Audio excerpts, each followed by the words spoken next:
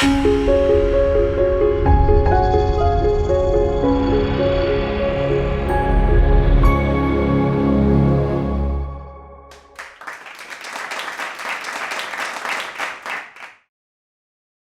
जो हम बात करने जा रहे हैं वो हमारा गुजरात क्षेत्र में कुछ अभिभावकों का जो अनुभव है, जिस तरह से पिछले 5 से 7 वर्षों में हमने शिक्षण क्षेत्र में जो कार्य किया है,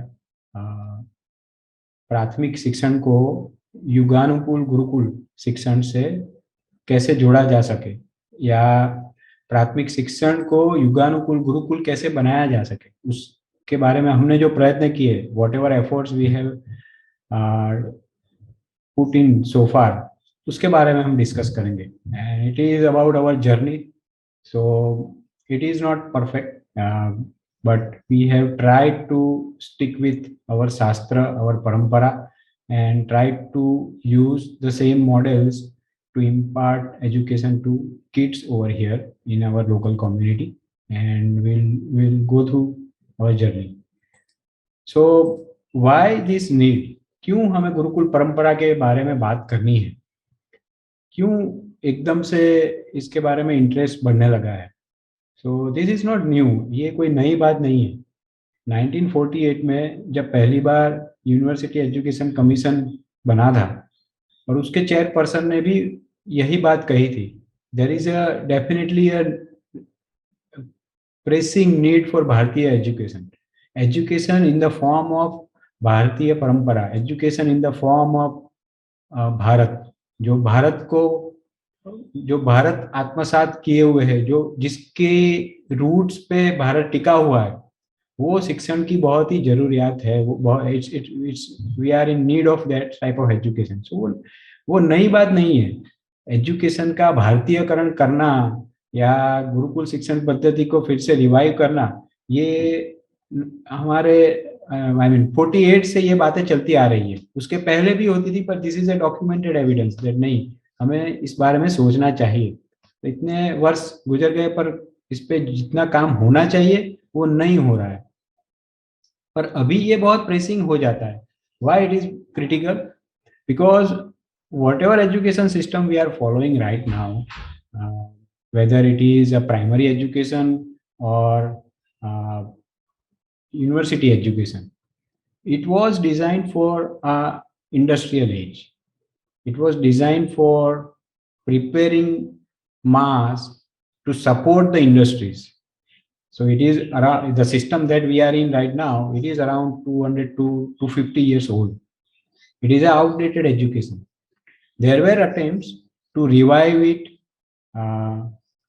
for information age, what we are in right now. But again, it is just a plain wrapper on top of industrial age education.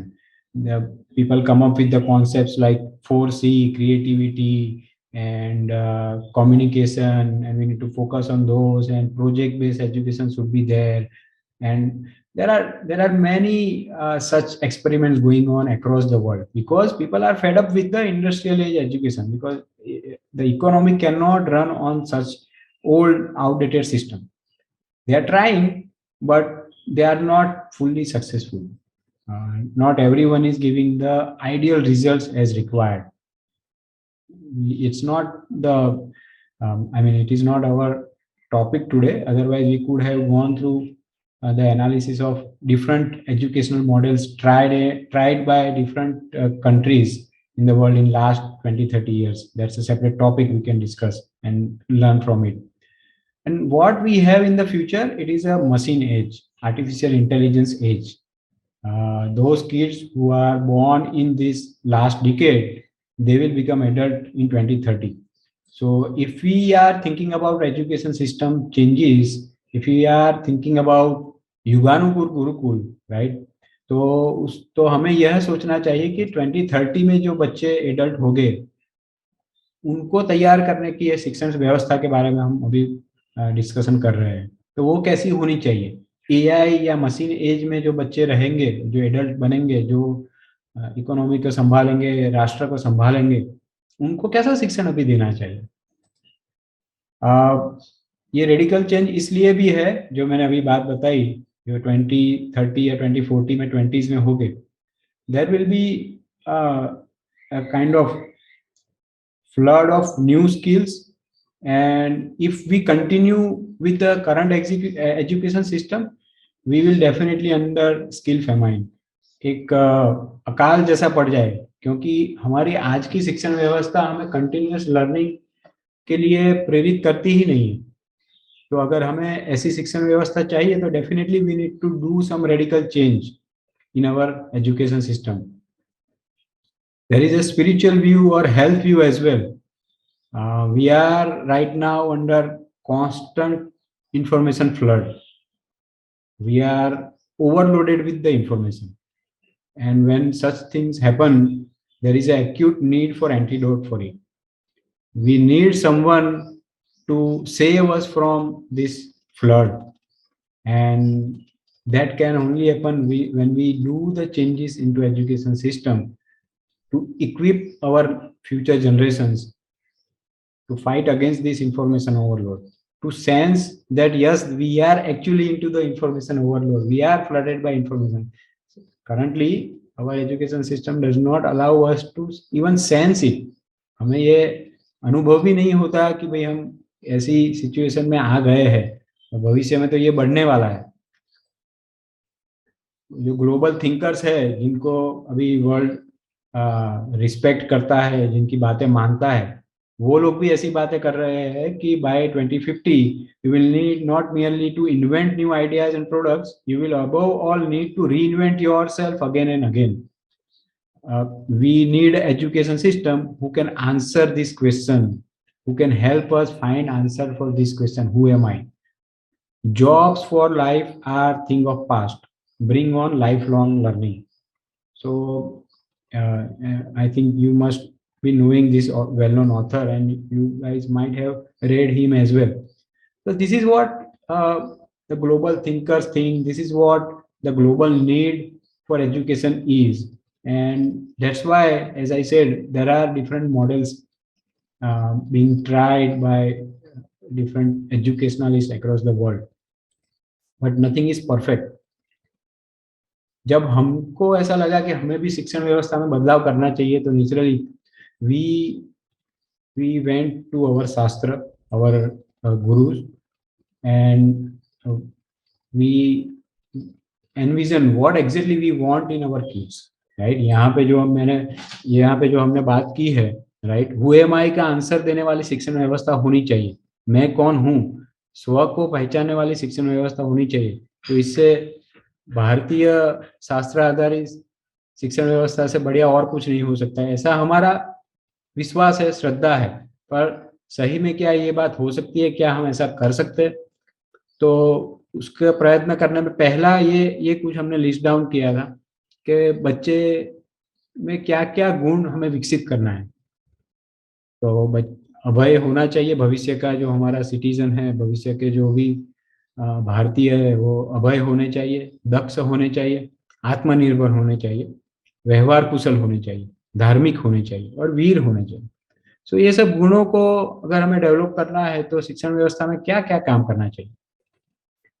तो वो सोचते सोचते हम गुरुकुल शिक्षण व्यवस्था के बारे में सोचना प्रारंभ किया कि भाई गुरुकुल शिक्षण होना चाहिए, ऐसा सबको लगा। तो गुरुकुल ट्रेडिशन के साथ बहुत सारे मीथ और ऐसे गलत धारणाएं भी जुड़ी हुई है, तो वो पहले निकालनी आवश्यक है। उसको भी समझना चाहिए कि ये गुरुकुल शब्द पढ़ते ही क्या बातें होती है। तो दो एक्सट्रीम है। एक एक्सट्रीम ऐसा है कि मॉडर्न एजुकेशन को भी गुरुकुल टाइटल के नाम पे बेचा जा रहा है, कुछ भी सिखाते हैं, फिर भी उसको स्कूल के नाम के पीछे लगा देंगे गुरुकुल, तो वो भी लोग एक्सेप्ट करते हैं कि नहीं भाई को गुरुकुल है तो इसमें कुछ भी भारतीयता तो होगी ही, इनकी स्कूल में, इनके एजुकेशन सिस्टम में वो सब कुछ होगा ही जो हम हमारे बच्चों में देखना चाहते हैं। तो एक ऐसा एक्सट्रीम है। दूसरा एक एक्सट्रीम हमारे समाज में ऐसा है जो ऐसा समझते हैं कि गुरुकुल सिस्टम वो तो मिस्टिक है, आउटडेटेड है, हजारों साल पुरानी बातें हैं, it is not for modern time, does not make individual capable anymore. It did not evolve with the time. Modern context में फिट नहीं होता, ऐसा शिक्षण हमें बच्चों को नहीं देना चाहिए. इट ओनली टॉक्स अबाउट भगवान, भगवान की बातें करते हैं, भक्त सबको बना देते हैं. पहले ऐसा था वो भी हम नहीं जानते, ये तो शास्त्रों में कहीं पे लिखा है और लोग बातें करते हैं. नहीं होगा ऐसा, ऐसा कुछ नहीं हो सकता. तो हमारे आसपास जो पेरेंट्स है ये ऐसा भी सोचते हैं कि गुरुकुल शिक्षण अर्थात क्या, तो ये सब मिस्टिक और आउटडेटेड जो भी है वो सब गुरुकुल शिक्षण होता है. दूसरा, it is about religion and sect specific. तो सिर्फ ब्राह्मण के लिए है, क्षत्रिय के लिए ही है, कभी कभी वैश्य के लिए और शूद्र के लिए शिक्षण व्यवस्था में कोई स्थान ही नहीं था. अभी भी जो गुरुकुल चल रहे हैं वो तो सिर्फ अपने संप्रदाय के मार्केटिंग की स्ट्रेटेजी है. जैसे आर्य समाज का गुरुकुल व्यवस्था चलती है, स्वामीनारायण की चलती है, गायत्री परिवार, सबकी अलग अलग गुरुकुल व्यवस्था अभी चल रही है. तो गुरुकुल अर्थात ये तो कोई एक संप्रदाय के बारे में होता है, बच्चों को अपनी फिलोसॉफी सिखाने के लिए तैयार करने की जो जगह है वो गुरुकुल है. इससे बढ़कर और कुछ गुरुकुल में नहीं हो सकता. तीसरी एक मिथ, एक ऐसी धारणा होती है गुरुकुल के बारे में कि भाई यहाँ पे तो संघर्ष की बातें होती है, आश्रम में जंगल में ले जाते हैं बच्चों को, और ऐसा सोने की अच्छी व्यवस्था नहीं होगी, खाने की अच्छी व्यवस्था नहीं होगी, फैसिलिटी सब कम हो गए. ऐसी जगह जहाँ होती है वो गुरुकुल एजुकेशन है, ऐसा हम सोचते हैं. ऐसा भी होता है कि भाई भिक्षा मांग के ही सब कुछ खाते हैं लोग, गुरु को अच्छी लग्जरियस लाइफ मिलती है जीने को, वो फंड पे जीते हैं, और बच्चों को ऐसी सब व्यवस्थाएं नहीं मिलती. एंड गरीब बच्चे हैं उनको गुरुकुल भेजा जाता है, जिनके बच्चे अच्छी स्कूल में नहीं पढ़ते उनको गुरुकुल में भेज दो, चलता है. जो भी खाने को मिल जाता है भिक्षा में वही खाते हैं. और ये सब धारणाएं हैं, जब भी हम गुरुकुल शिक्षण की बात करते हैं तो ये सब बातें चर्चा में ज्यादा आती है. तो इसे हमें तोड़ना है, और इसे तोड़ने से पहले हमें जो हमारे पेरेंट्स हैं उनको समझना आवश्यक है. तो तीन प्रकार के पेरेंट्स हमने देखे हैं अभी तक. एक जो होते हैं वो फैटालिस्ट होते हैं, भाग्यवादी. वो ऐसा सोचते रहते हैं कि भाई kids are born from past life karma and we can't do anything. बच्चों को हम बदल नहीं सकते, जैसे ही बड़े होने हैं वैसे ही बड़े हो गए, ऐसा कुछ बदलाव लाने की बात नहीं कर सकते. शिक्षण तो उनकी जीवनचर्या चले, उनका गृहस्थी अच्छी तरह, इसलिए उनको कुछ कौशल्य सिखाने होते हैं तो वो सीख जाएंगे, कुछ करने की जरूरत नहीं है. ऐसे ऑर्गेनिक फार्मिंग में भी ऐसे लोग हैं, वो ऐसा सोचते हैं कि भाई जो भी दाने हैं ऐसे ही जमीन में डाल दो, कुछ भी नहीं होगा, भगवान उसको उगा देंगे, खाना खा लेंगे. बच्चे ही ऐसे बड़े हो जाते हैं, कुछ करने की जरूरत नहीं है.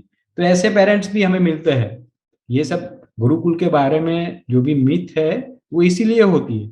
एक ऐसे पेरेंट्स है. दूसरे हमारे पास पेरेंट्स जो होते हैं वो है इन्वेस्टर टाइप के पेरेंट्स, जो इन्वेस्टमेंट बैंकर होते हैं. वैसे वो बच्चों को एक प्रोडक्ट समझते हैं कि भाई स्किल बेस्ड एजुकेशन देना चाहिए बच्चों को, हमें बेस्ट क्लास एजुकेशन देना है, सब कुछ अच्छी फैसिलिटीज देनी है, टूल्स गैजेट्स मिलने चाहिए, बेस्ट बुक्स मिलनी चाहिए, उनको फाइनेंशियल इम्यूनिटी देनी चाहिए. ये सोचने वाले पेरेंट्स होते हैं. मैं अगर रिलेट करूँ तो ऐसे हमारे फार्मर्स भी आज होते हैं. बेस्ट पेस्टिसाइड्स यूज करेंगे, बेस्ट फर्टिलाइजर यूज करेंगे, और सब कुछ एकदम आर्टिफिशियल एनवायरनमेंट बना के ग्रोथ की बात सोचेंगे. तो जब ये दो पेरेंट्स से हमारा सामना होता है तभी गुरुकुल के बारे में ये मिथ सब सामने आती है. जो पेरेंट्स हमारे साथ जुड़े हुए हैं उनमें ये बेसिक्स हमने देखा था. अभिभावकता तो एक तो एक अनासक्त संबंध होता है बच्चों के साथ. कोई ऐसी आसक्ति नहीं है कि भाई मेरा बच्चा मैं जैसा चाहूँ वैसा ही बनेगा, या फिर मैं ही उसका आर्किटेक्ट हूँ, मैं सब कुछ सोचूंगा वैसा ही होगा. इन्वेस्टर बैंकर जैसे पेरेंट्स नहीं होने चाहिए.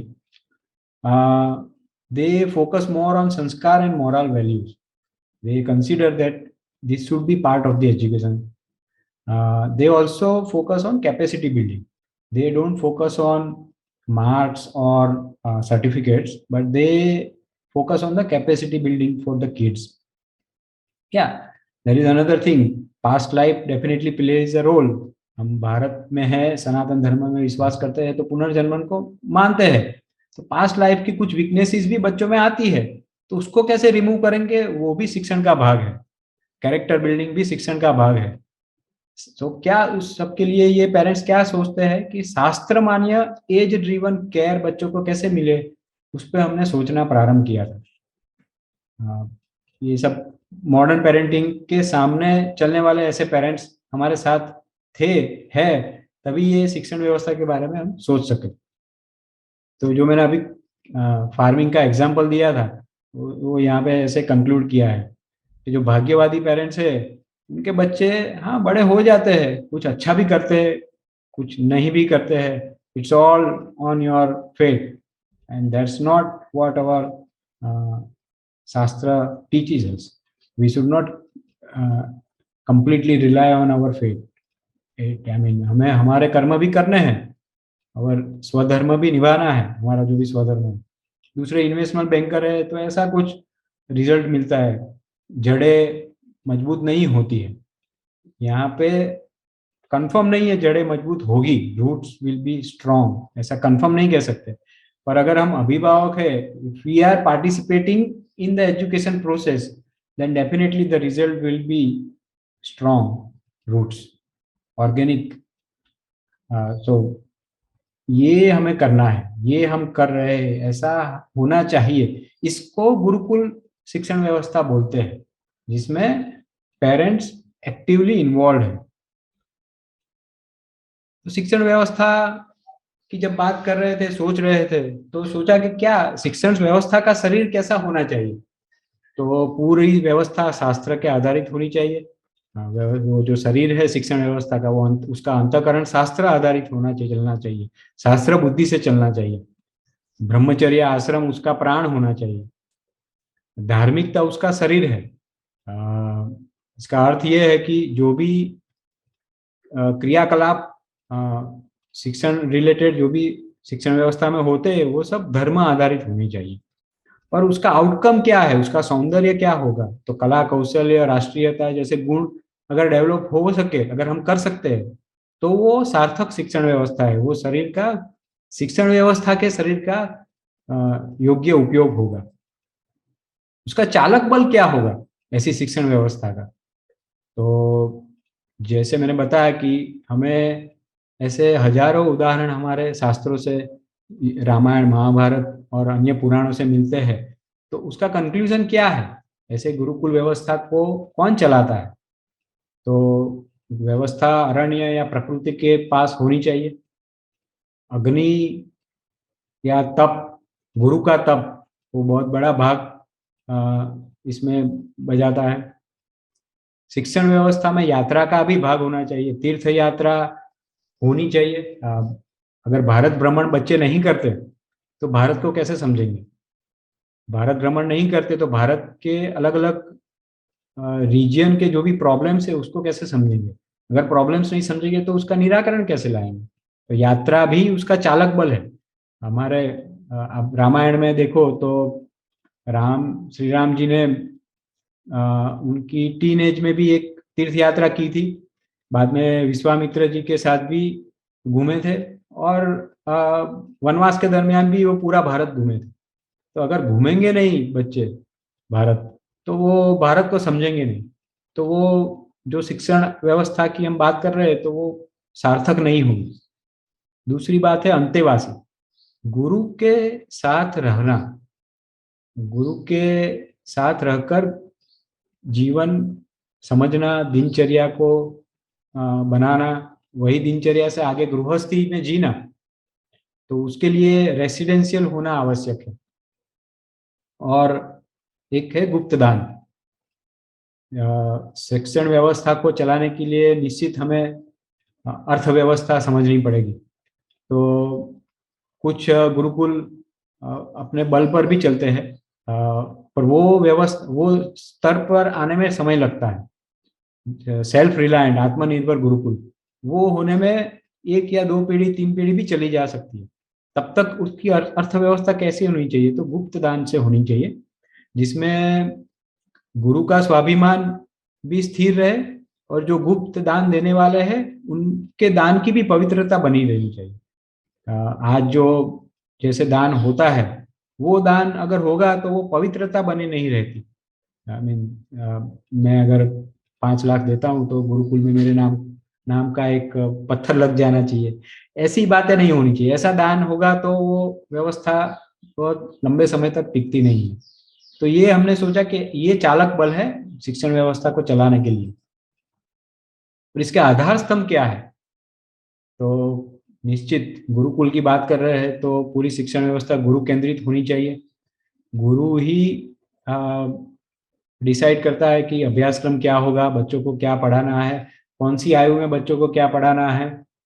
वो निश्चित वो एक्सपर्ट्स की सलाह ले सकते हैं। गुरु को अगर ऐसा लगता है कि उनको किसी से कुछ समझना है तो वो ले सकते हैं, पर यहाँ पे संस्था गुरु पर हावी नहीं होनी चाहिए और शास्त्र संचालित होनी चाहिए। शास्त्र में जो भी बातें बताई गई है वो गुरु समझे और अपनी संस्था में वो स्थायी करे। तो परंपरा से पोषित होनी चाहिए। That means we are not talking about educating kids for this generation or 1 or 2 generation. It should become a परंपरा। तो परंपरा पोषित होनी चाहिए और परंपरा को पोषक दूसरी परंपराओं का पोषण भी करनी चाहिए। ये 3 बातें अगर है तो ही गुरुकुल व्यवस्था स्थिर रह पाएगी, लंबे समय तक रह पाएगी। तो अगर हम यहाँ पे हम जो बात कर रहे हैं कि शास्त्र संचालित होनी चाहिए, तो इसका अर्थ क्या है? इसका अर्थ ऐसा नहीं है कि शास्त्र में जो बताया है वो एकदम से फॉलो कर देंगे, क्योंकि हम युगानुकूल की बात कर रहे हैं। तो शास्त्र की जो बातें हैं उसका विकृत अर्थघटन न करते हुए वह बातों को हम हमारे सांप्रत जीवन में अभी हम कैसे स्थायी करेंगे और आज के बच्चों को वो एजुकेशन कैसे देंगे। तो वो उसके लिए थोड़ा जो जिनको शास्त्र पता है उनके साथ हम बैठे थे, उनके साथ शिविर की थी, उनसे समझने का प्रयत्न किया था। तो जो शिक्षण की बात हम कर रहे हैं 5 से 16 साल की आयु के बच्चों की शिक्षण की, तो उसमें अभिभावक और शिक्षक का एक विशिष्ट व्यवहार अपेक्षित है। ये ऐसी आयु है जिसमें उनके शरीर का रैपिड डेवलपमेंट होता है, ईगो भी डेवलप होता है। They become possessive about their body, their natural processes are loosen. इसका अर्थ ये है कि 5 वर्ष की आयु तक बच्चों का शरीर है वो प्राकृतिक रूप से बढ़ता है, प्राकृतिक रूप से उसका संचालन भी एक तरह से बहुत अच्छी तरह से होता है। और जैसे जैसे उनके दूध के दांत टूटने लगते हैं, जॉ का फॉर्मेशन होता है, स्केलेटन का फाइनलाइजेशन होने लगता है, तो फिर उनकी जो नेचुरल प्रोसेसेस है उसमें बाधाएं आती हैं। जैसे हम कोई नई कंस्ट्रक्शन साइट पे जैसे हम जितने भी व्यवहार देखते हैं, कितनी सारी प्रवृत्तियां होती है, वैसी ही प्रवृत्तियां 5 से 16 साल के बच्चों के शरीर में होती रहती है। तो उनका एक स्पेसिफिक ध्यान रखना बहुत आवश्यक है। तो जो शरीर उनका बन रहा है वो आगे जाके एक स्वस्थ गृहस्थ जीवन में उनको उपयोगी हो, उसके लिए यहाँ पे वो ध्यान रखना बहुत जरूरी होता है। We are preparing them for second birth. द्विजत्व के लिए उनको तैयार कर रहे हैं। पशुत्व से मनुष्य तरफ उनका प्रयाण ये आयु में होता है। आयुर्वेद के अनुसार पित्त प्रधानता का आरंभ यही आयु में होता है। It is a kind of a transition period, Sankranti काल है। बच्चों में हार्मोनल चेंजेस होना स्टार्ट हो जाता है। उनका ग्रोथ कफ के कारण हो रहा है, पर उनके हॉर्मोन्स मीन्स पित्त प्रधानता अर्थात क्या, उनके शरीर में हार्मोनल चेंजेस होने लगते हैं। बालिकाओं में वो प्रोग्रेस फास्ट है और बालकों से अलग है। तो उनका शिक्षण भी उस तरह से थोड़ा अलग होना चाहिए। बालिकाओं को जो चीज आई मीन अगर हम कंपेयर करें तो 5 साल का मेल चाइल्ड और 7 साल की फीमेल चाइल्ड, आई मीन ये तो जो 5 साल में मेल चाइल्ड है, अगर हम 5 साल में फीमेल चाइल्ड को भी देखें, राइट, तो जो 5 साल की जो फीमेल चाइल्ड है उसका ग्रोथ 5 साल के मेल चाइल्ड से थोड़ा ज्यादा है, रैपिड है, उसमें हार्मोनल चेंजेस भी जल्दी आने वाले हैं, तो उनका एजुकेशन भी थोड़ा अलग होना चाहिए। सेम एजुकेशन ऐसा प्रॉपर नहीं है, that's what shastra says, right? It's not possible to give the same education to male and female. यहाँ पे डिस्क्रिमिनेशन नहीं है, we need to respect their growth cycles and that's how we need to design their education as well. कुछ common चीजें होगी, पर जो special ध्यान रखना है वो भी हमें समझना पड़ेगा। मॉडर्न साइंस बताता है कि वो रैपिड ग्रोथ, जो मैंने आगे बताया, मसल डेवलपमेंट होगा, न्यूरल कनेक्शंस ज्यादा बढ़ेंगे, उनका वॉइस, वाक का जो यंत्र है, वॉइस भी चेंज होगा, ये सब चीजें। Unlimited energy is observe for this age group. स्वतंत्र जीवन जीने की एक आकांक्षा बढ़ती है, मित्रता बढ़ाते हैं, मित्रता पे ही निर्भर रहते हैं, मित्र जो बोलेगा वो बात उनको सच लगती है। प्रॉब्लम सॉल्विंग और निगोशिएशन स्किल वो भी डेवलप होती है, होनी चाहिए एक्चुअली। एडजस्टमेंट और कॉम्प्रोमाइज भी उनको समझना चाहिए कि लाइफ में ये करना आना चाहिए। आज की शिक्षण व्यवस्था में इसका कोई प्रावधान ही नहीं है। आई मीन अगर एसी क्लासरूम नहीं है तो फिर कैसे पढ़ने का? आज अगर पावर नहीं है और इंटरनेट नहीं है तो कैसे पढ़ेंगे? I mean we cripple our next generation by the facilities that we give. Attention span improve कर सकते हैं, there is a room to improve their attention span during this age. Body में स्टेबिलिटी भी ला सकते हैं, मेमोरी पावर इंक्रीज हो सकता है, and they have desire to follow role models during this time. So it is very critical. अभी हम ये भी एजुकेशन सिस्टम में नहीं है कि कौन से रोल मॉडल्स हमें बच्चों को देने चाहिए। तो ये बाल मानस शास्त्र बताता है कि ऐसी बातें ये आयु में होती है, तो शिक्षण व्यवस्था उसके अनुरूप होनी चाहिए। तो क्या होना चाहिए ये शिक्षण में? गुरुकुल शिक्षण व्यवस्था क्या देती थी जो हम ये युग में भी बच्चों को दे सकते हैं? शिस्त देना है, संयम सिखाना है, कर्मेंद्रिय और ज्ञानेंद्रियों का शिक्षण देना है, मनोमय कोश का शिक्षण देना है, और प्राणमय कोश का शिक्षण देना है। जो कर्मेंद्रिय और ज्ञानेंद्रिय का शिक्षण तो थोड़ा बहुत भी हो जाता है, शिस्त संयम भी कभी कभी डिसिप्लिन के नाम पे हम सिखा देते हैं, पर जो मनोमय कोश और प्राणमय कोश है, पहले तो उसके अस्तित्व को ही हम स्वीकार नहीं करते। अगर उसके अस्तित्व को, पंचकोशीय शरीर का अस्तित्व ही स्वीकार नहीं करेंगे तो उसके शिक्षण की तो बात ही नहीं रहेगी। तो वो होना चाहिए। तो कैसा शिक्षण गुरुकुल व्यवस्था में होता था? क्रिया आधारित शिक्षण होता था, जिससे कर्मेंद्रियों को शिक्षा मिलती थी, एक्टिविटी बेस्ड लर्निंग, राइट? इसमें कुछ चीजें आपको ऐसी, कुछ बातें आपको ऐसी मिलेगी कि ये सब तो हम आज की व्यवस्था में भी करते हैं। आर्ट एंड क्राफ्ट के क्लास होते ही है, स्पोर्ट्स के क्लास भी होते हैं, तो क्या हम गुरुकुल व्यवस्था में है वही फॉलो कर रहे हैं? नहीं। जब तक हमारी जो भी व्यवस्था का फाउंडेशन क्या है वो हम नहीं समझेंगे, तब तक वो सब रैंडम है। और जब तक हम सब रैंडम एक्सपेरिमेंट्स करते रहेंगे तो जो परिणाम हम चाहते हैं वो नहीं होगा।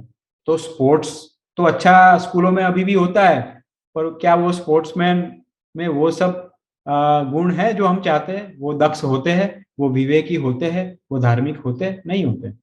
तो ओवरऑल पूरा स्ट्रक्चर और उसका फाउंडेशन बहुत इंपॉर्टेंट है। आगे हम समझेंगे वो क्या है और क्यों ऐसा होना चाहिए। तो क्रिया आधारित शिक्षण होना चाहिए, अनुभव आधारित शिक्षण होना चाहिए। तो अगेन क्रीड़ा plays a role over here, role play based education. For example 6-7 साल के बच्चों को हम कभी कभी अपने शिक्षण व्यवस्था के अकाउंटेंट बना देते हैं। भाई आज का जो पूरा खर्चा है वो आप गिनो, कैसे चलाओगे आज का पूरा घर, आज का पूरा दिन कैसे चलाना है वो आप समझाओ। तो ऐसे रोल प्ले बच्चों को देने चाहिए। Again craft play a critical role in अनुभव आधारित शिक्षण। सोशल प्रोजेक्ट्स उनको देने चाहिए। तो सोशल प्रोजेक्ट्स तो आज भी देते हैं, राइट, बच्चों को, पर क्या उसके मूल में क्या है? उसमें उसके मूल में धर्म है, शास्त्र है, परंपरा है। क्या उसके आसपास के सोशल प्रोजेक्ट्स हम देते हैं बच्चों को? वो हमें समझना चाहिए, वो अलग बात है। बाकी experience based learning it's exotic, अभी लोग बहुत बहुत स्कूलों में ये इम्प्लीमेंट होता है, क्योंकि वेस्टर्न स्कूल्स में अभी वो समझने लगे और ऐसा करने लगे, तो वो हम भी ब्लाइंड मिमिक्री करते हैं। तो मिलेगा, पर क्या ये सब के मूल में धर्म है? क्या ये सब के मूल में सनातन धर्म है? वो हमें समझना है। भाव आधारित शिक्षण, मनोमय कोश का जो शिक्षण है, वो इमोशंस बेस्ड लर्निंग।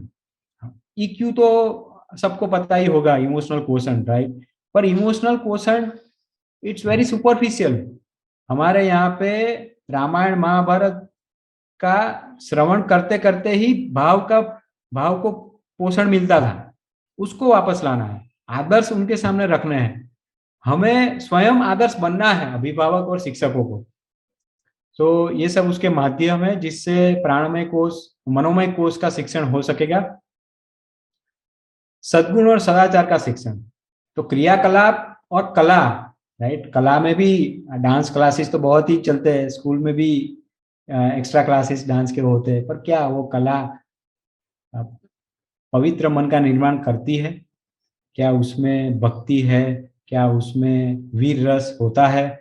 या फिर बॉलीवुड के डांस पे ही डांस होता है? शास्त्रीय संगीत या शास्त्रीय नृत्य भी बच्चों को सिखाते हैं, पर उसके फाउंडेशन में क्या है? क्या उसका उद्देश्य निष्काम है, सेल्फलेस है? ये सब बातें हमें समझनी चाहिए, सोचनी चाहिए और इम्प्लीमेंट करनी चाहिए, तभी यह शिक्षण होगा। नहीं तो एक स्किल सिखाना किसी को बहुत इजी है। I mean it is, YouTube से भी लोग अभी एक्सपर्ट बनने लगे। That's not the education. Foundation में क्या है, वो क्वेश्चन हमें हर वक्त पूछना चाहिए। मनोमय कोश के लिए कंठस्थीकरण भी होना चाहिए। आज जब भी हम गुरुकुल की बात करते हैं ना, तो लोग ऐसा समझते हैं कि भाई गुरुकुल में तो सब कुछ रट्टा मारने का होता है, सब कुछ कंठस्थ करवाते हैं। तो गलत बात नहीं है, हम शॉर्ट टर्म कंठस्थीकरण यहाँ पे नहीं करवाते, राइट? मॉडर्न स्कूलिंग में भी कंठस्थीकरण होता है, वीकली क्लासेस, वीकली टेस्ट होते हैं। तो उसमें क्या होता है, बच्चों को बताया जाता है कि ये वीक में आपका ये सब्जेक्ट का टेस्ट है, तो बच्चे भी पूरा मग करके जाते हैं, रट के जाते हैं, और वहां पे वॉमिट कर देते हैं और मार्क भी आ जाते हैं। तो क्या सीखा है वो नहीं होता है। यहाँ पे जो कंठस्थीकरण की बात है, it directly impacts their mind, it directly impacts their neurological development. जैसे मैंने आगे बताया, मॉडर्न शास्त्र ले लो या अपना आयुर्वेद ले लो, ये एज में उनका न्यूरोलॉजिकल डेवलपमेंट होता है, जो न्यूरॉन्स है उसके बीच में कनेक्शंस होते हैं, उनकी स्मृति में ये सब अगर स्थिर होगा, तो वो आगे जाके उनके जीवन में उनको काम लगेगा। तो जो हम कंठस्थीकरण करवाते हैं वो बहुत ही कम है। इतना कंठस्थीकरण करने का पूरा स्केड्यूल भी हमने बनाया है। ये सेशन के बाद अगर किसी को इंटरेस्ट है तो I can share that with them, कि अगर हम 5 वर्ष की आयु से बच्चों को ये कंठस्थीकरण प्रारंभ करते हैं, तो 8 या 9 साल की आयु तक तो वो सब कुछ कंठस्थीकरण हो जाएगा, बाद में कुछ कंठस्थीकरण नहीं करना है। पर ये क्रिटिकल एज है जिसमें मनोमय कोश का डेवलपमेंट होता है, उनके चित्त का डेवलपमेंट होगा, उनकी स्मृति का डेवलपमेंट होगा, तो उस समय उनको ये कंठस्थीकरण करवाना है। That is based on the Gurukul परंपरा, राइट? परंपरा में यही पहले होता था। जो हमारे गुरुकुल अभी भी जो शास्त्र आधारित वेद और उपनिषद के अभ्यास करवाने वाले जो भी गुरुकुल है, उसमें ऐसा ही होता है। अगर बच्चे का एडमिशन होता है तो पहली ही कंडीशन है कि भाई उसको अष्टाध्यायी आनी चाहिए। वो पहले 3-4 महीने 6 महीने कंठस्थ कर लेता है, तो ही उसको व्याकरण में प्रवेश मिलता है। अमर कोश आता है तो ही उसको व्याकरण में प्रवेश मिलेगा।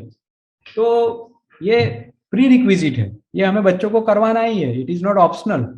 और ये जो कंठस्थीकरण है, वो जो मॉडर्न स्कूलिंग में जो कंठस्थीकरण करते हैं उससे बहुत अलग है और लिमिटेड है। उसमें तो 12 साल तक रटते हैं रहो।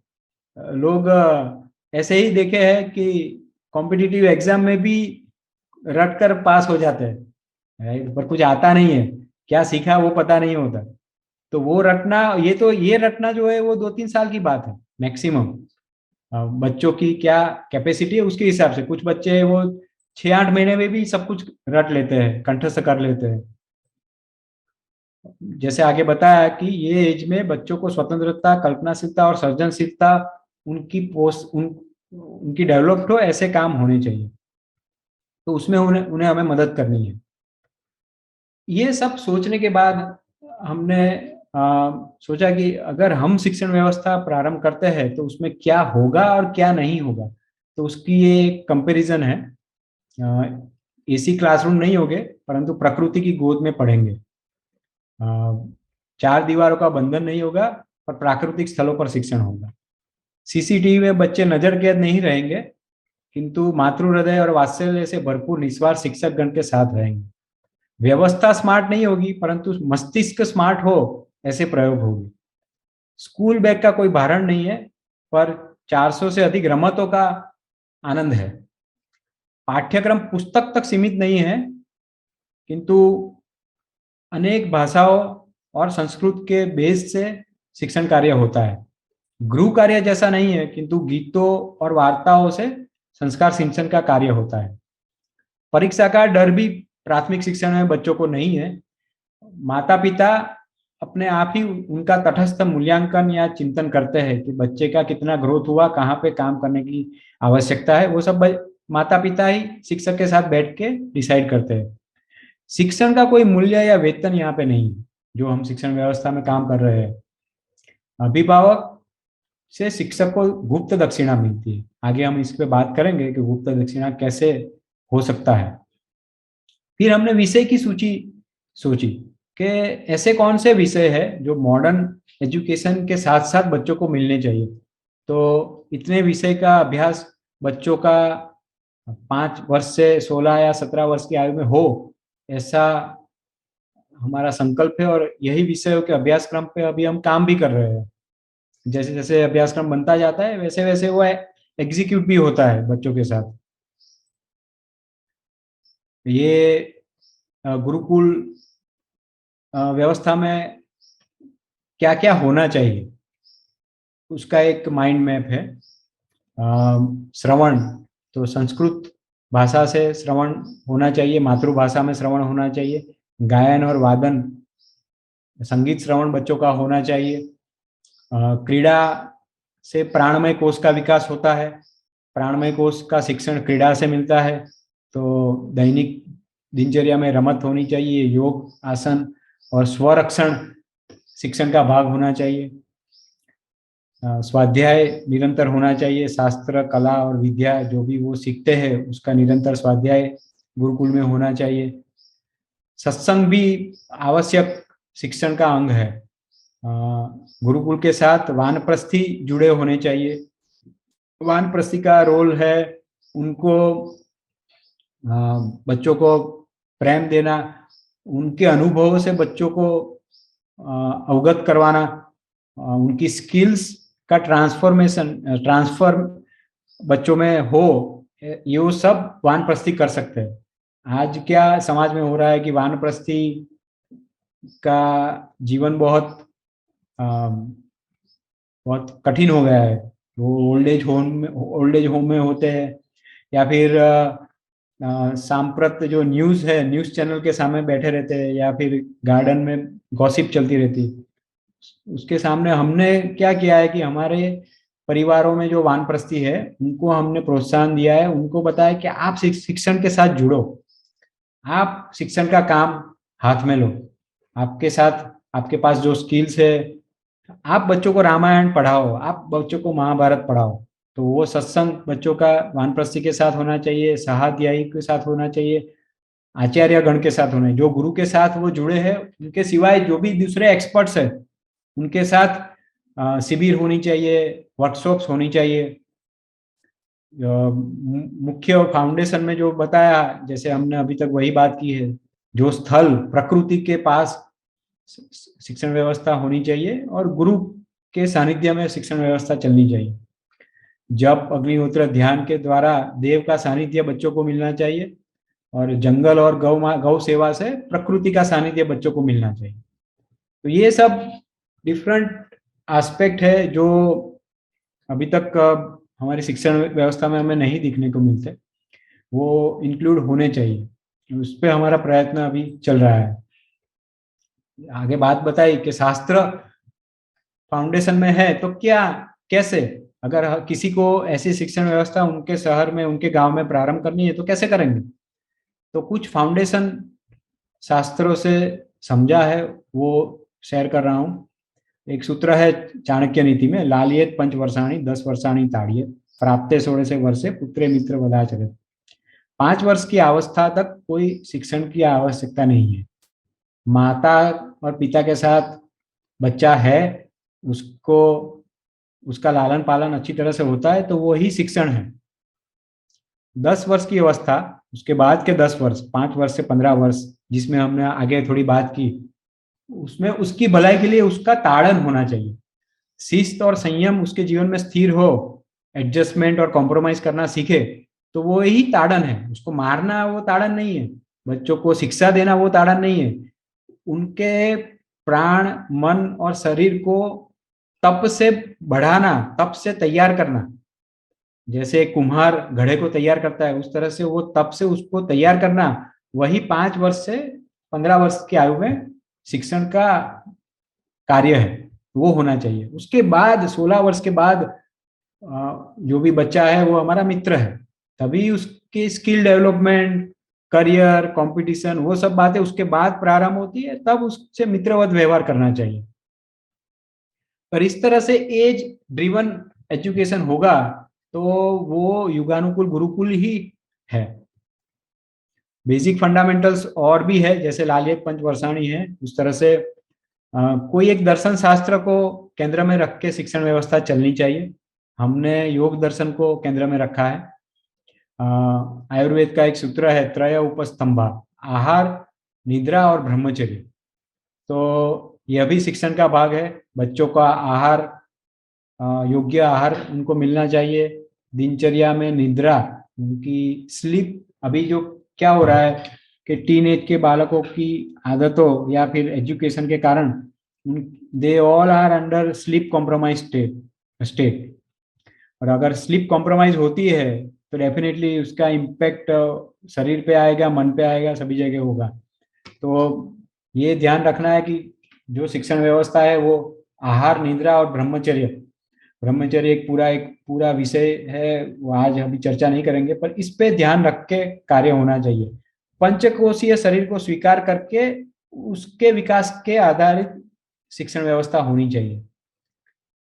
गीता का ये श्लोक है, श्रद्धावान लभते ज्ञानम तत्पर संयत इंद्रिय। बच्चों को श्रद्धावान बनाना है, ज्ञान के लिए तत्परता खड़ी करनी है, और इंद्रियों का संयम हो, ऐसी व्यवस्था, ऐसा वातावरण उनको देना है। मातृत्व का सबसे बड़ा भाग है, जैसे आगे यहाँ पे बताया था लालियत पंच वर्षाणी। तो मातृमुखेन शिक्षण और मातृ हस्तेन भोजनम, ये बहुत बड़ी बात है। यहाँ मातृत्व की बात है, तो इसका अर्थ यह नहीं है कि किसी बायोलॉजिकल मदर की ही बात है। कृष्ण का जो बचपन था वो यशोदा जी के पास था, उनकी फोस्टर मदर थी। मातृत्व होना चाहिए, गुरु में भी मातृत्व होना चाहिए। ऐसा बताया जाता है कि जब उपनयन संस्कार होता है तो गुरु अपने गर्भ में बच्चे को स्वीकार करता है। तो एक तरह से मातृत्व का गुण हर एक शिक्षक में होना अति आवश्यक है। अगर बच्चों को निस्वार्थ प्रेम नहीं कर पाते तो ऐसे शिक्षक शिक्षण व्यवस्था में नहीं होने चाहिए, और पूरा शिक्षण प्रकृति के इर्द गिर्द आसपास ही होना चाहिए। तो यही, ये फाउंडेशन, ये सूत्रों के आधार पे ऐसी शिक्षण व्यवस्था हमने तैयार की है कि उसके रूट्स में योग दर्शन है, पतंजलि योग सूत्र और श्रीमद् भगवत गीता आधारित शिक्षण व्यवस्था होगी। सबसे पहली बात है स्वास्थ्य पे काम होना चाहिए। जैसे आगे मैंने बताया, पंचकोशीय शरीर है, मनोमय शिक्षण, मनोमय कोश का शिक्षण, प्राणमय कोश का शिक्षण, अन्नमय कोश का शिक्षण, उसके ऊपर पहले काम होना चाहिए। फिर उनकी जीवन दृष्टि खिले, उनकी जीवन को विशिष्ट दृष्टि से वो देखे, ऐसा शिक्षण होना चाहिए, ऐसे सब्जेक्ट्स होने चाहिए। जैसे यहाँ पे आगे बात की कि ऐसे इतने विषय हमने सोचे थे कि गुरुकुल में इतने विषय होने चाहिए। तो ये विषय के पीछे का एक इनविजिबल फोर्स यही होगा कि उनकी जीवन दृष्टि डेवलप हो, और आगे जाके भाषा और जीवन विज्ञान में जो आज का मॉडर्न एजुकेशन है, गणित, विज्ञान, पर्यावरण, सोशल साइंस, वो सब जीवन विज्ञान का भाग है। तो आज का शिक्षण अगर हम ये व्यवस्था से कंपेयर करते हैं तो सिर्फ एक रूटलेस डाल है। I mean it can not sustain the society for long. सिर्फ जीवन विज्ञान से पूरा शिक्षण कार्य नहीं हो सकता। भाषा भी जरूरी है, जीवन दृष्टि भी जरूरी है, और स्वास्थ्य भी जरूरी है। तो सभी प्रयत्न इस तरह से किए जाएंगे तो धर्म, अर्थ, काम, मोक्ष के रूप में फल हमको समाज में दिखेंगे। सभी भारतीय ये पुरुषार्थ को सहजता से, सरलता से आत्मसात कर पाएंगे अगर शिक्षण रूपी वृक्ष इस तरह से अगर हम डेवलप करें। तो जो आदर्श हमारा है वो हमें वहां ही जाना है। गुरुकुल व्यवस्था जैसे यहाँ हमारे यहाँ पे हजारों वर्षों से चलती है, वहां पे ही जाना है, पर कहीं से तो हमें प्रारंभ करना पड़ेगा। तो युगानुकूल गुरुकुल व्यवस्था के लिए हमने यह विचार रखा है, इस पे पिछले 5 वर्ष से काम भी कर रहे हैं। पतंजलि योग सूत्र में पतंजलि की प्रशंसा में एक सूत्र है, एक श्लोक है। तो उसमें पतंजलि भगवान किस तरह से हमें मदद करते हैं उनके ग्रंथों से। तो बताया है कि कोई भी शिक्षण व्यवस्था में निरंतर चित्त शुद्धि होनी चाहिए, वाक शुद्धि होनी चाहिए, और शरीर शुद्धि होनी चाहिए। हम पंचकोशीय शरीर का उपयोग करके व्यवहार करते हैं तो उसमें निश्चित ही अशुद्धि आने ही वाली है। तो उसकी निरंतर शुद्धि करना ही शिक्षण का कार्य है। तो अगर जैसे बताया कि गुरुकुल व्यवस्था में बच्चे हमारे पास रहते हैं, अगर ऐसा नहीं है, कुछ ऐसे भी बच्चे हैं कि जो मॉडर्न स्कूलिंग में जा रहे हैं, पर उनकी भी चित्त शुद्धि इतनी जरूरी है, वाक्य शुद्धि भी जरूरी है, शरीर शुद्धि भी जरूरी है, तो क्या करेंगे? तो उनको एटलीस्ट ये मिनिमम प्रोग्राम मिलना चाहिए। उनके जीवन में योग, क्रीड़ा, संस्कृत, संगीत, आयुर्वेद का शिक्षण उनको मिलना चाहिए। एटलीस्ट उनकी दिनचर्या में यह सब स्थिर होना चाहिए। तो ये सब विचार मंथन करके इस तरह से शिक्षण व्यवस्था का कुछ आयोजन हमने समाज के सामने रखा है। 2015 में यशोदा अभिभावकता करके एक प्रकल्प प्रारंभ किया था, जिसमें जो भी नवविवाहित है उनको गर्भ संस्कार का शिक्षण देना चाहिए, क्योंकि जो भी हमारे पंचकोशीय शरीर का आधार है, मूल प्रकृति है, वो 95 to 98% तो गर्भ में ही डेवलप हो जाता है। शिक्षण का प्रारंभ वहीं से होना चाहिए।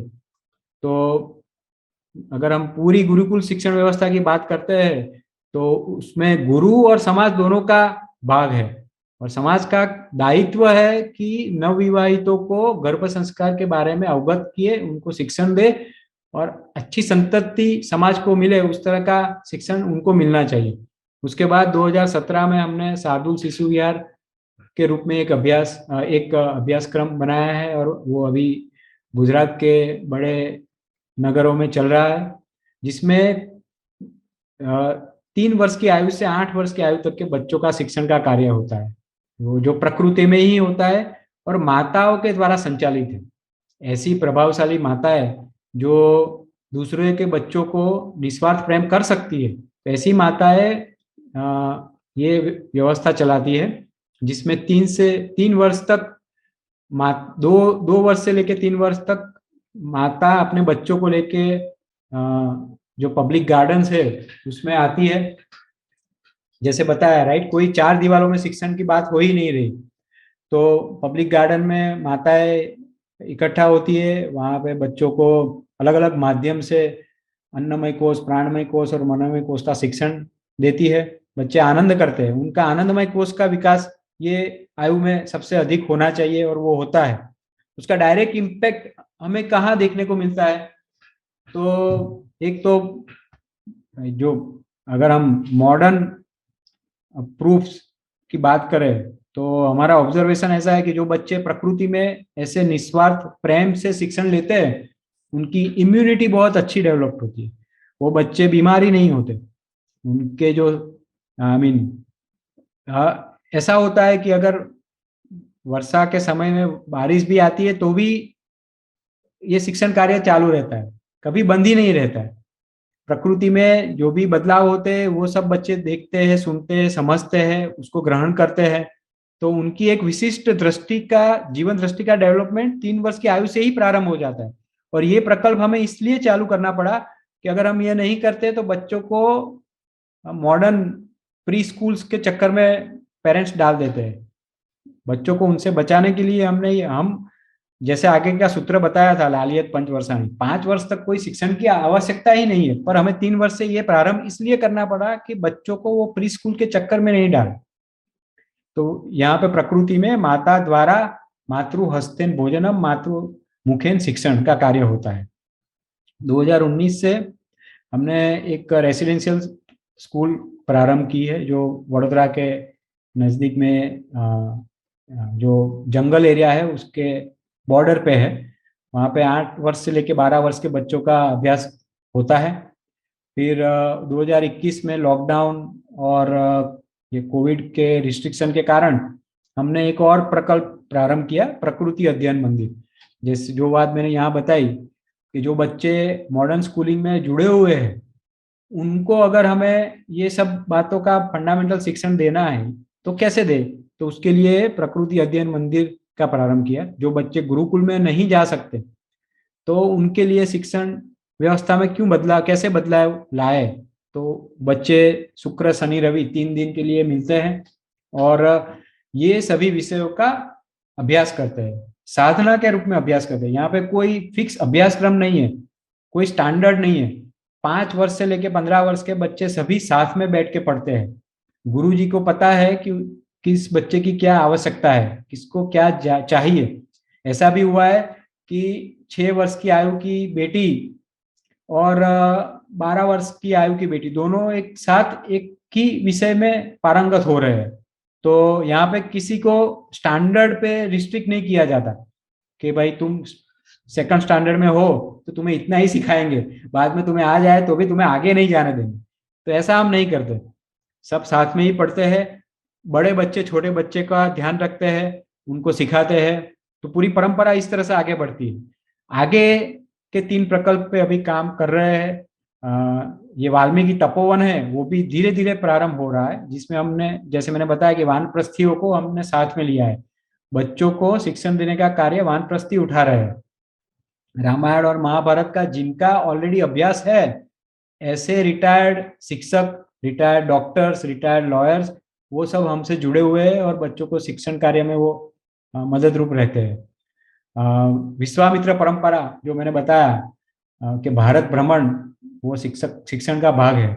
तो 12 वर्ष से 14 वर्ष तक वो 10वीं या 12वीं की एग्जाम दे उससे पहले 2 वर्ष में उनको मिनिमम भारत के 20 राज्यों में घूमना है।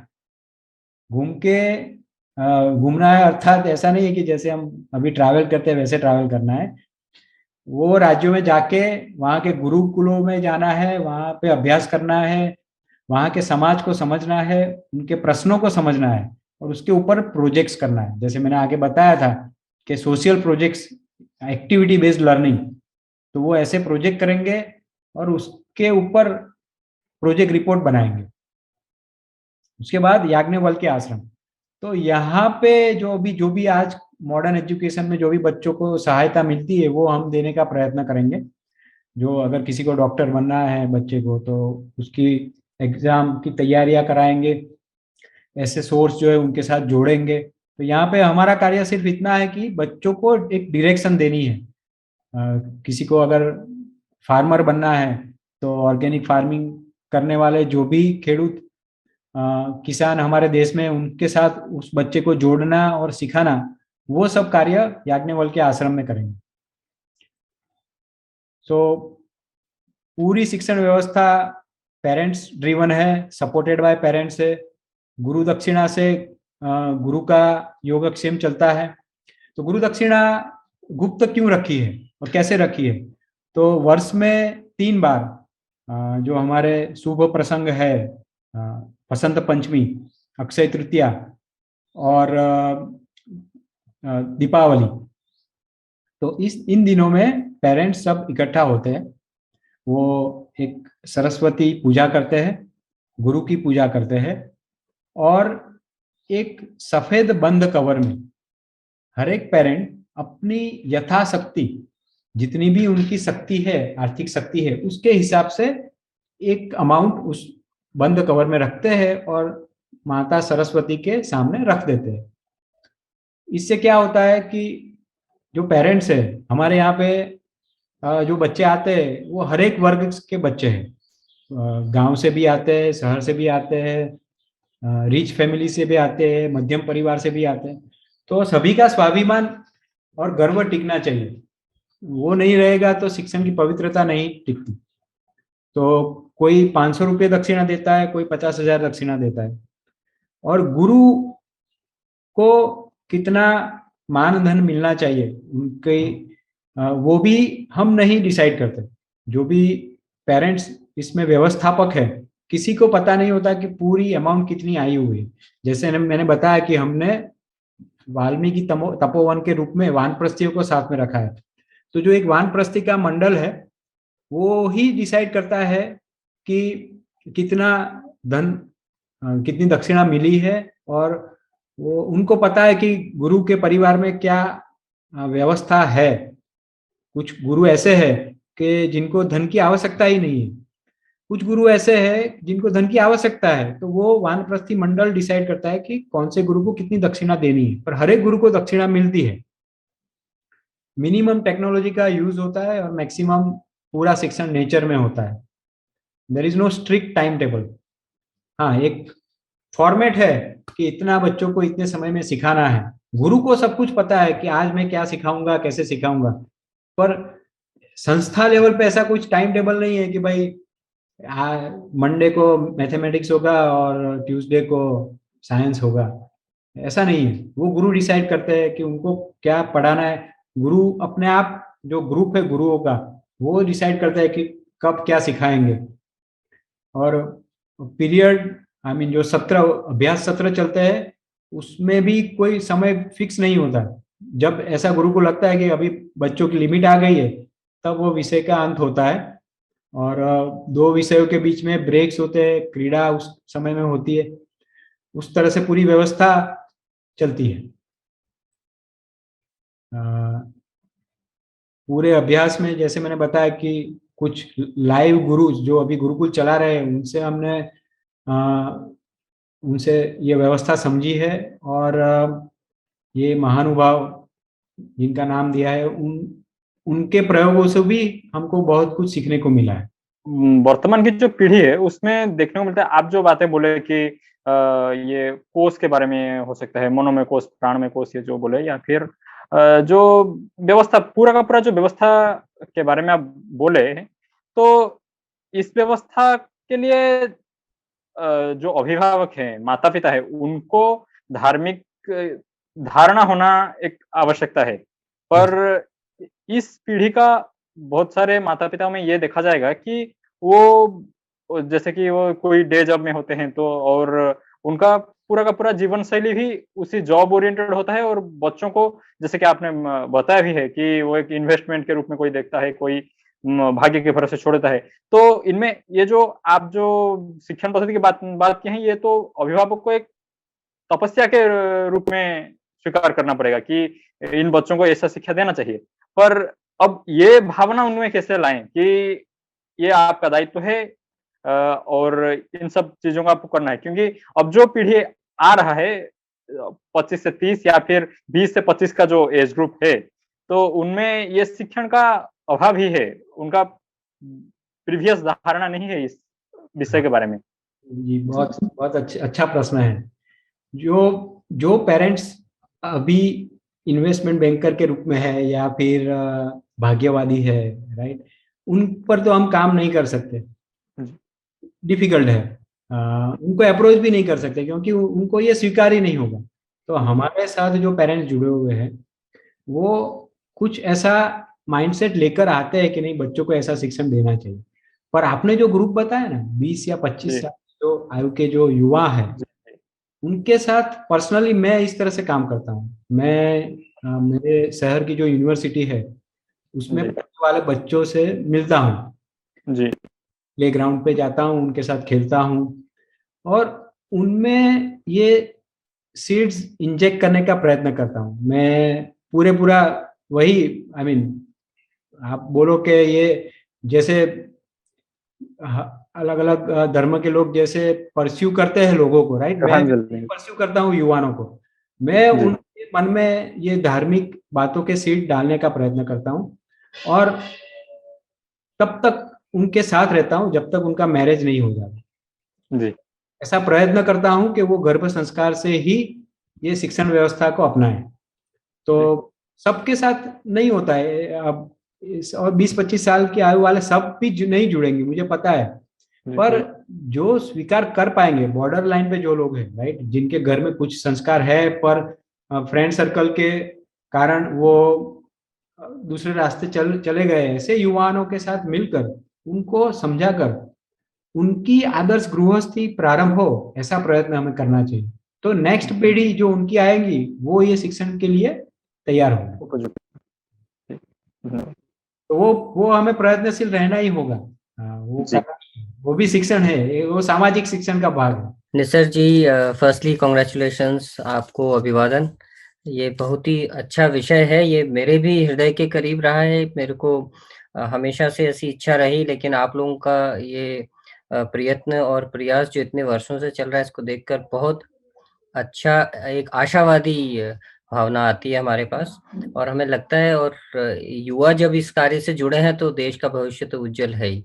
तो प्रथम आपको अभिवादन इसके लिए। और मुझे पूरी मेरा सहयोग तो है ही, मुझे आशा है कि देव और संस्कृति भी आपके सहयोग में रहेंगे। तो जी मेरा प्रश्न आपसे कुछ है। एक तो यह है कि जो आपने परिस्थिति बताई है, अभिभावक का योगदान, ये इसमें बड़ा विरोधाभास है अभी जो मैं देखता हूँ। कि मैं खुद, मेरे स्वयं 2 बच्चे हैं। मेरी बेटी कक्षा 9 में है, बेटा कक्षा 5 में है।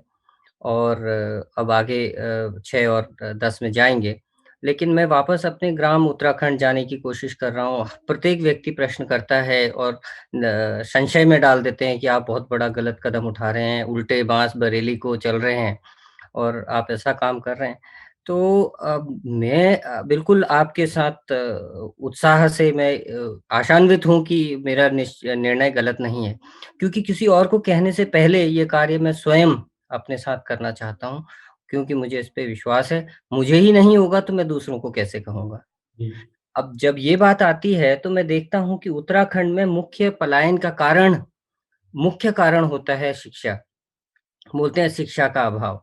जबकि आपने कहा प्रकृति से उत्तराखंड में तो माना गया स्थान है, और देव संस्कृति अभी भी वहाँ देवीय गुण है, देव शक्ति है।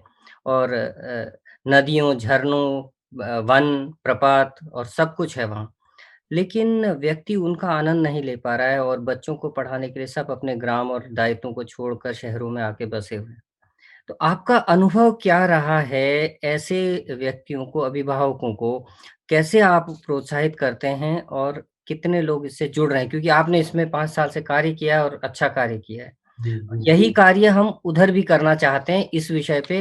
तो ऐसे आप उत्तर दीजिए कि हमारे यहाँ हम क्या कर सकते हैं और आपका अनुभव क्या रहा है? मेरे अनुभव से मैं बात करूं तो आपकी बात सही है कि it's difficult to explain parents. Second, it is very difficult for them to accept it कि ऐसा होगा, क्योंकि जब हम बात करते हैं ना तो उनको उनकी इमेजिनेशन में ये फिट ही नहीं होता कि ऐसा शिक्षण हो सकता है जो बच्चों को युगानुकूल शिक्षण भी देगा और उनको उनके जीवन के लिए जो तैयार भी करेगा। तो दो दो बातें हैं, राइट। ऐसे पेरेंट्स के लिए हमने इसकी इसीलिए जो मैंने एक प्रकल्प बताया था शार्दुल शिशु विहार, राइट। तो ऐसे जो पेरेंट्स है ना वो बड़ा रिस्क नहीं लेते कि नहीं मैं 12वीं तक उनको ऐसी व्यवस्था में पढ़ाऊंगा, ऐसा रिस्क वो नहीं लेते, उनकी समझ में नहीं आता।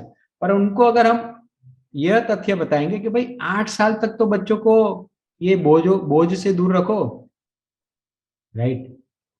8 वर्ष तक की आयु तक एटलीस्ट उनको प्रकृति में रखो, प्रकृति में शिक्षण दो, उसके उसके गुण, उसके साइंटिफिक एविडेंसेस उनके सामने रखो। मैं ऐसा करता हूँ, तो वो बात उनके समझ में आती है। जैसे कि ये बहुत ही क्रूड है, पर गुरुकुल शिक्षण व्यवस्था का महत्व स्थापित करने के लिए हमें फिनलैंड का एग्जाम्पल देना पड़ता है, या फिर जापान का एग्जाम्पल देना पड़ता है। जी जी जी फिनलैंड, जापान और बाकी यूरोपीय देशों में फॉरेस्ट स्कूलिंग प्रारंभ हुई है। वहां पे तो प्रकृति इतनी उनके साथ नहीं है, सिर्फ बसंत और ग्रीष्म में ही उनके साथ वो प्रकृति में जा सकते हैं। तो स्प्रिंग टाइम जो वो बोलते हैं, वहां पे फॉरेस्ट स्कूल का कॉन्सेप्ट स्टार्ट हुआ। तो जो मार्च से लेके अगस्त सितंबर तक का जो समय है, उसमें बच्चों को वो फॉरेस्ट में लेके पढ़ाते हैं। ऐसी स्कूलिंग प्रारंभ हुई है, राइट। तो हम पेरेंट्स के सामने ये उदाहरण रख सकते हैं। हमें पता है कि हमारा ही धरोहर है, हम इससे अच्छा काम कर सकते हैं, पर उनकी दृष्टि ऐसे उदाहरण से ही आकर्षित होती है। जी जी बिल्कुल, तो वो ज्यादा असर करती है। नहीं है। हमारा उद्देश्य जब उद्देश्य उच्च है, तो जी कुछ निम्न उदाहरण से भी अगर वो समझ जा रहे हैं तो उनके जी सामने जी कुछ उदाहरण रखने चाहिए। जी जी जी 8 वर्ष की आयु तक रिस्क लेने के लिए पेरेंट्स ज्यादातर तैयार होते हैं, तो उनको पहले सिस्टम में आने दो। 8 वर्ष तक बच्चे सिस्टम में रहेंगे, उसमें जो बदलाव देखेंगे, तो फिर वो नेक्स्ट लेवल के लिए तैयार होंगे। मैं आपको बताऊं तो मैं फिर से एक बार शेयर करता हूं, तो आपको आपका विजन थोड़ा क्लियर होगा कि मैं क्या बात कर रहा हूं। हमारे साथ जो बच्चे पेरेंट्स जुड़े हुए हैं, जो अधिकतर पेरेंट्स ये शार्दुल शिशु विहार के कॉन्सेप्ट में ही जुड़े हुए हैं। जो 200-250 पेरेंट्स है पूरे गुजरात में, अधिकतर पेरेंट्स यही कॉन्सेप्ट से जुड़े हुए हैं। अब उससे वशिष्ठ गुरुकुल तक जाने वाले पेरेंट्स बहुत कम हैं। जो आप बता रहे हैं वो रेजिस्टेंस हमें भी मिलता है, पर हम ऐसा सोचते हैं कि जो अगर फाउंडेशन वर्क होगा तो हम उनको यहाँ प्रकृति अध्ययन मंदिर में भी डाइवर्ट कर सकते हैं। तो परिणाम ऐसा हुआ है कि आज कुछ बच्चे शार्दुल शिशु विहार में एनरोल होते हैं और उनके बड़े भाई बहन जो मॉडर्न स्कूलिंग में जाते हैं। तो शार्दुल शिशु विहार में बच्चे पढ़ते हैं, उसके जो अनुभव पेरेंट्स को हुए हैं, उसके कारण उनकी इंक्वायरीज प्रकृति अध्ययन मंदिर के लिए बढ़ रही है। भाई अभी हमारे छोटे बच्चे तो शार्दुल में आ रहे हैं, तो बड़े बच्चों के लिए आप कुछ सोचो। तो उस तरह से एक स्टेप हमने उनको दिया कि भाई आप 8 वर्ष तक तो प्रयत्न करो। तो फिर उन्होंने सामने उनके बड़े बच्चों के लिए बोला कि ओके आप उनको प्रकृति अध्ययन मंदिर में ले जाओ। तो ये आप कर सकते हैं। आप उनको फॉरेन के एग्जाम्पल दो, जो वहां पे अभी उन्होंने स्टार्ट किया है, हमारा ही अनुकरण कर रहे हैं, राइट। और उनको पहले लो रिस्क वाले एजुकेशन सेगमेंट में जुड़ने का प्रोत्साहन दो।